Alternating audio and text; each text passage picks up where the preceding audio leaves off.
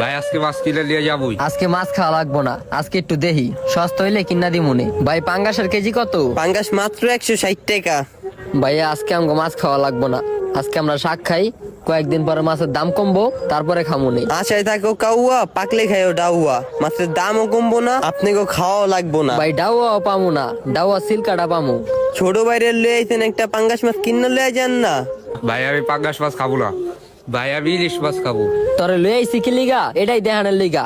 ঘরে যে can can করস, পাঙ্গাস কিনি না টাকাই নাই, আবার ইলিশ খেতে চাস। ঘরে তো থাকোস, বুঝোস না কামাই করি কয় টাকা।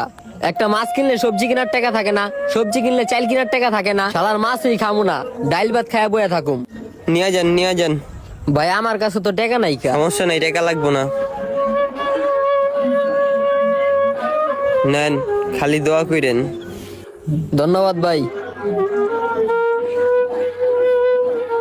দিয়া দিলাম, গরিব মানুষ মাছ কিনতে পারেন, একটা মাছ খাক। একটা মাছ দিলে কি লসে যাবো আমার? সারা জীবনই তো ব্যবসা করছি।